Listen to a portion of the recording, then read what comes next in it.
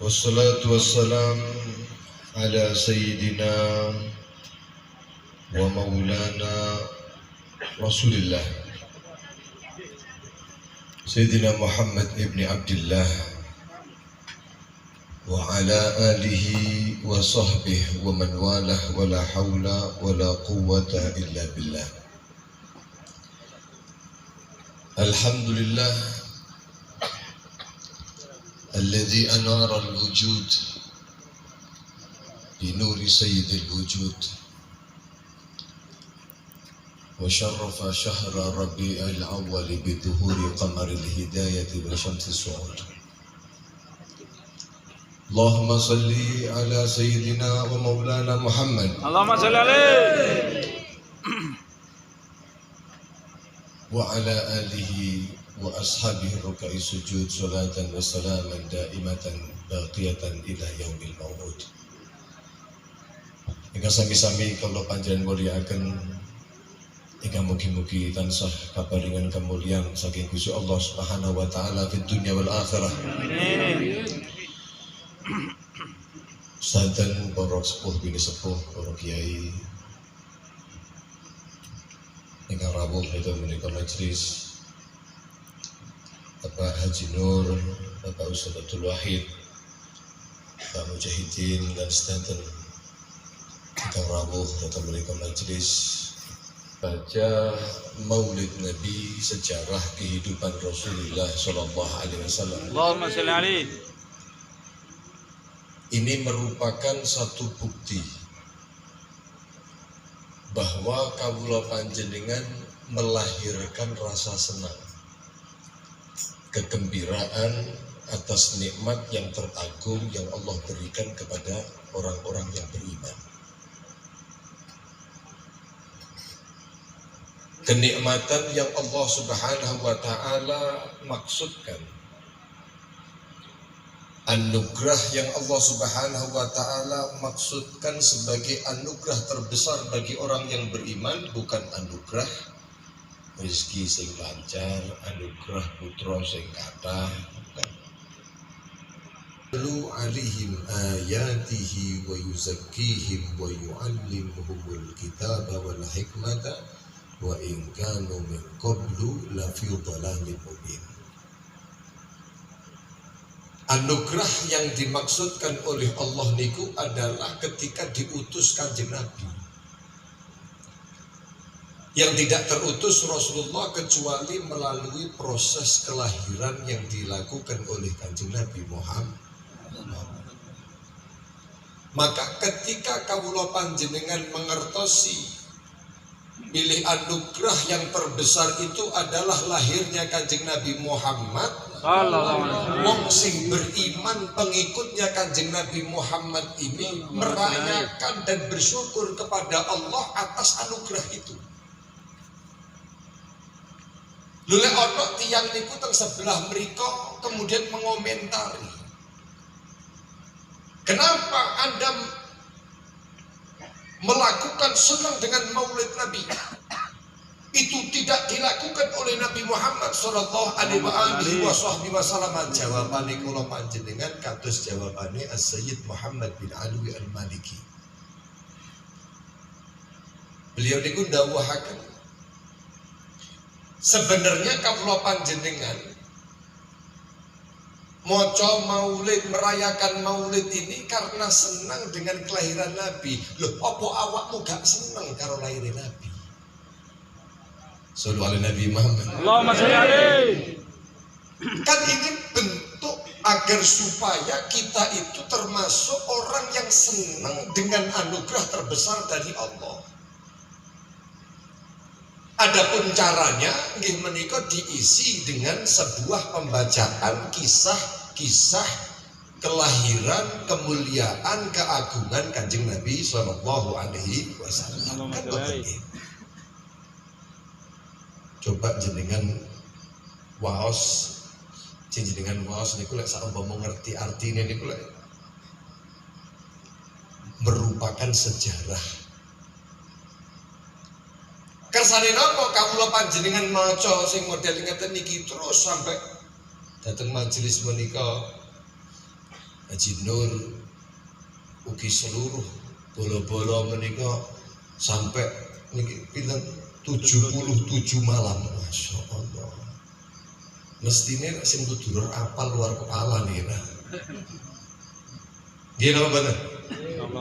Dilakukan masya Allah 77 malam terus, pokoknya malam kelahiran Nabi harus diisi dengan sejarah kehidupan Nabi.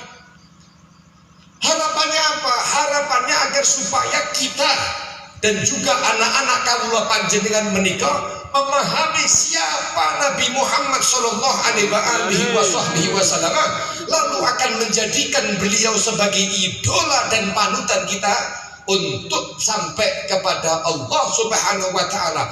Anda mengaku pengen dekat kepada Allah, pengen selamat jalanipun datang Gusti Allah, tidak melalui Kanjeng Nabi, mustahil. Al-Imam Al-Junaid iku dawuhaken kullu turuq al-musil ila Allah. Semua jalan yang menyampaikan manusia kepada Allah Subhanahu wa Ta'ala, semuanya itu kulluha masdudatun, kabeh buntu. Kalau dalane illa kecuali maniktafa athara Rasulullah sallallahu alaihi, kecuali kalau kita menapaki jejakipun Kanjeng Nabi, mengikuti Rasulullah sallallahu alaihi wasallam. Lek pengen mlebu nang omah, Pak, kawula panjenengan sumerep griya. Griya niki wonten macam-macam.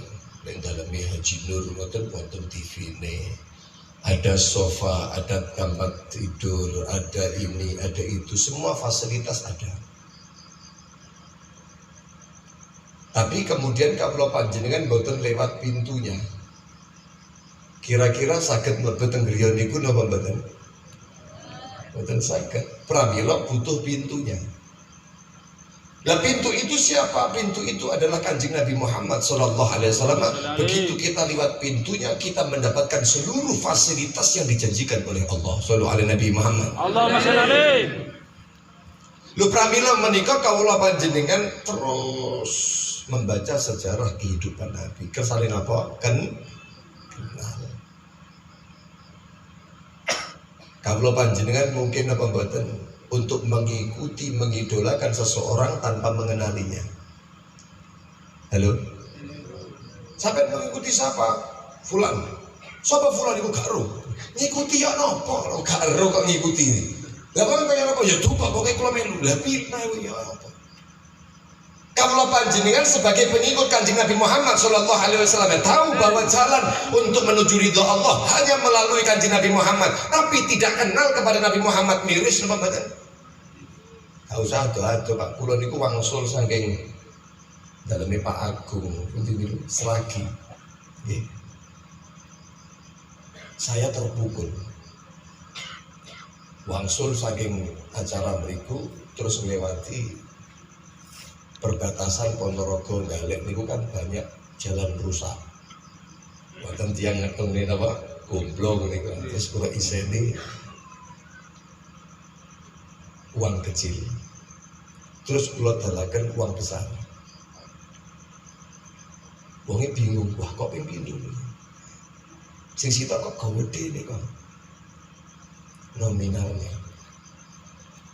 Pak, sampun kula isi sini kau. Niki kagem jenengan, pilih jenengan jawab pertanyaan simpel dari saya.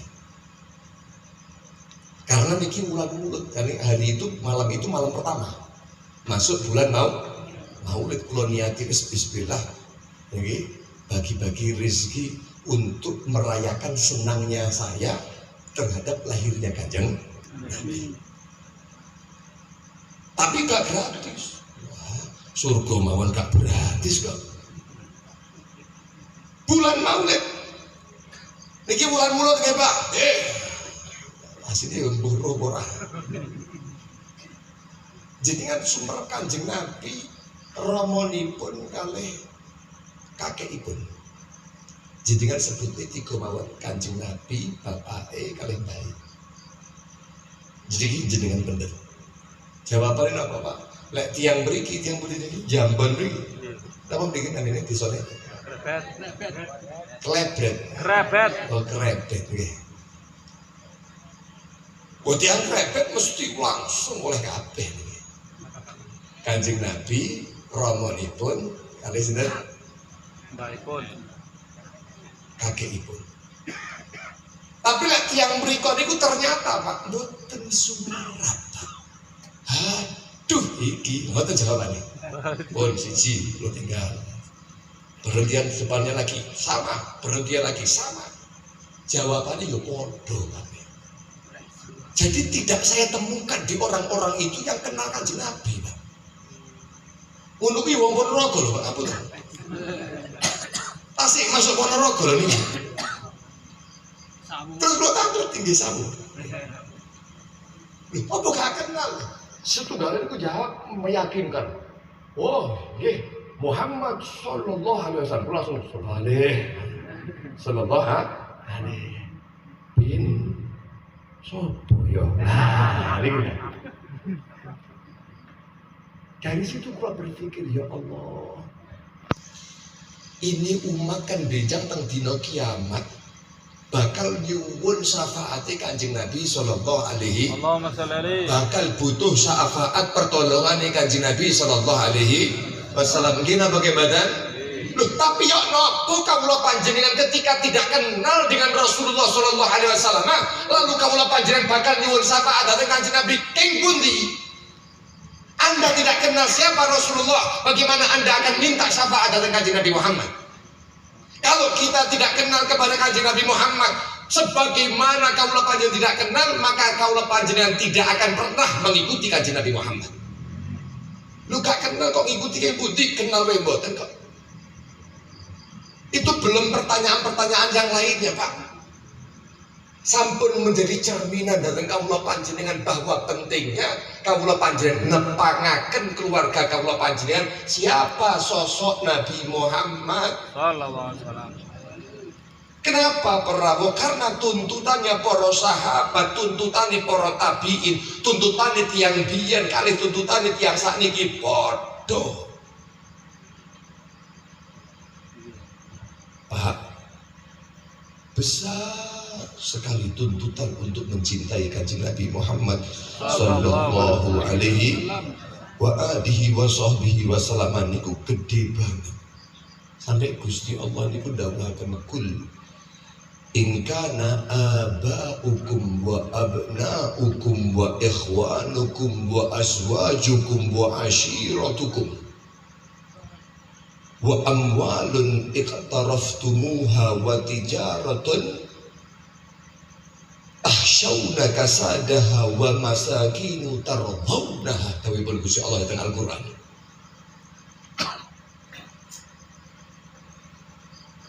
Katakan wahai Muhammad, kalau seandainya aba'ukum, bapak-bapak panjenengan, wa abna'ukum, putra-putra kawula panjenengan, wa ikhwanukum, saudara-saudara kawula panjenengan, wa azwajuhum, bojo-bojo kawula panjenengan, wa ashiratukum, dan keluarga kawula panjenengan, bahkan wa amwalun iqtaraftumuha, dan harta yang kalian kumpulkan harta tersebut, wa tijaratun tahsyawna kasadaha, dan perdagangan yang kamu khawatirkan ruginya sing awakmu pengen terus badi lan anggenipun bisnis niku wau, bahkan wa masakin tardawnaha, dan tempat-tempat yang kamu senangi griyone panjenengan. Kok itu semuanya ahabba ilaikum, lebih kalian cintai minallahi wa rasulihi, melebihi cinta kamu kepada Allah dan melebihi cinta kamu kepada Rasulullah Muhammad sallallahu alaihi wasallam, wa jihadin fi sabilihi, dan jihad berperang di jalan Allah Subhanahu wa taala. Apa kata Allah Subhanahu wa taala? Fatarabbasu, maka tinggal tunggu waktu. Fatarabbasu, hatta ya'tiyallah bi amrihi wallahu la yahdi qaumal fasiqin. Niku dawuhipun para ulama, fatarabbasu ay intadiru ma yahillu bikum minal iqab. La ilaha illallah. Tunggu saja. Suatu saatnya kamu akan dihalalkan atau akan ada pada kamu yang diturunkan oleh Allah dari hukuman dari Allah Subhanahu wa ta'ala. Hatta ya'ti Allah bi amri. Sampai nanti datang waktu ketentuan Allah Subhanahu wa ta'ala, mendatangkan perkaranya Allah Subhanahu wa ta'ala. Yang itu la marodda lahu, yang tidak ada bisa tawar menawar, tolak menolak, tidak bisa.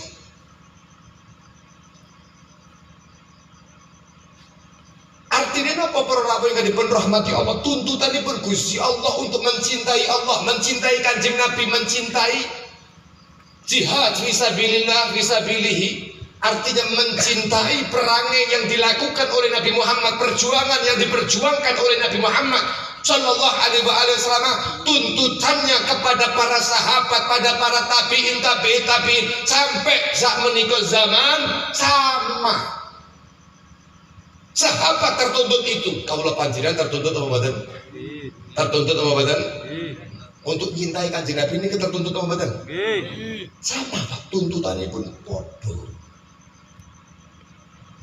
Maka beruntung mereka para sahabat yang mata mereka niku pernah melihat kemuliaan Kanjeng Nabi Muhammad, sehingga pernah delok tok dateng Kanjeng Nabi, mboten nanti ngomong-ngomongan dateng Kanjeng Nabi, mirsani Kanjeng Nabi ngeten tok. Dalam keadaan iman, mati dalam keadaan iman niku termasuk sahabat.